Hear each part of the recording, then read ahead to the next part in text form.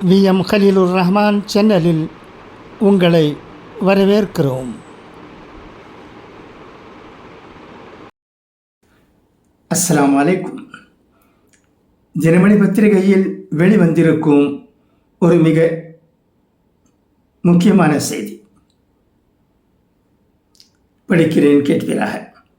தமிழ்நாடு பேரவைத் தேர்தல். அதிமுகவிடம் 35 தொகுதிகளை கேட்கும் பாஜக. இணையதள செய்திப்பிரிவு. சட்டப்பேரவை தேர்தலையொட்டி அதிமுகவிடம் 72 தொகுதிகள் அடங்கிய பட்டியலை பாஜக இன்று பிப்ரவரி 24 வழங்கியுள்ளது. இதில் நேரடியாக போட்டியிடுவதற்காக 30 முதல் 35 தொகுதிகளை பாஜக கேட்டுள்ளதாக தகவல் வெளியாகியுள்ளது.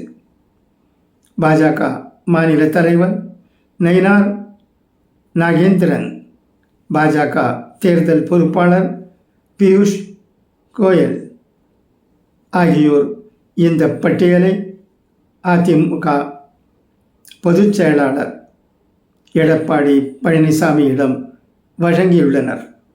சட்டப்பேரவை தேர்தலையொட்டி பாஜகவின் தேசிய ஜனநாயக கூட்டணியில் அதிமுக அங்கம் வகிக்கிறது. தேர்தலையொட்டி கடந்த ஆண்டே இந்த கூட்டணி உறுதி செய்யப்பட்டது. தேர்தல் நெருங்கி வரும் நிலையில் திமுக கூட்டணியில் தொகுதி பங்கீடு தொடர்பான பேச்சுவார்த்தை தொடங்கி விறுவிறுப்பாக நடைபெற்று வருகிறது.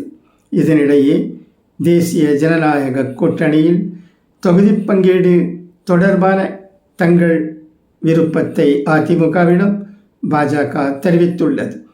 தேர்தலில் பாஜக போட்டியிட விரும்பும் தொகுதிகள் அடங்கிய பட்டியலை பாஜக மாநில தலைவர் நயினார் நாகேந்திரன், தேர்தல் பொறுப்பாளர் பியூஷ் கோயல் ஆகியோர் எடப்பாடி பழனிசாமியிடம் இன்று பிப்ரவரி 24 வழங்கினர்.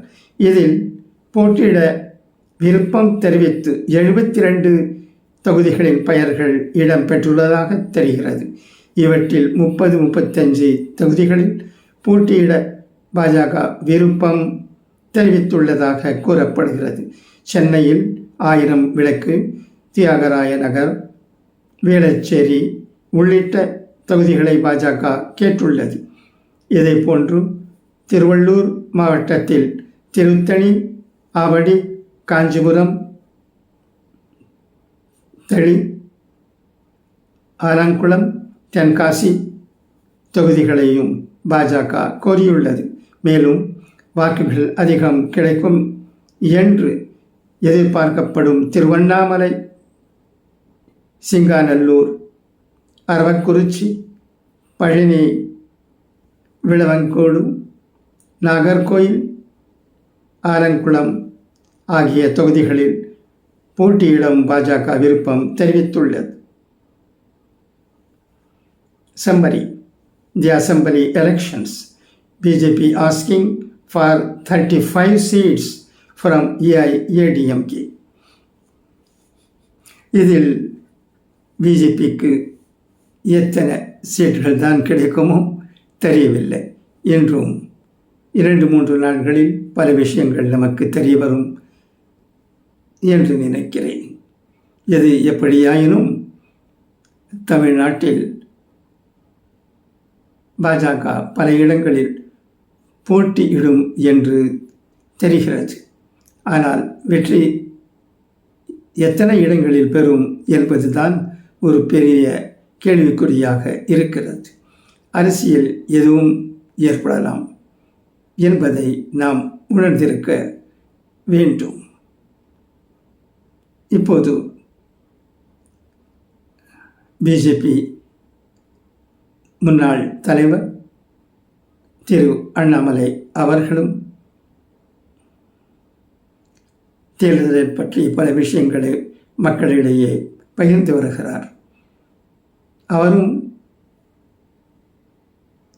தேர்தலில் எந்த இடத்தில் போட்டியிடுவார் என்று தெரியவில்லை. பலர் பலவிதமாக கூறுகிறார்கள். அரசியல் என்றால் இப்படித்தானே இருக்கும். அதை நாம் தெரிந்துதான் வைத்திருக்க வேண்டும்.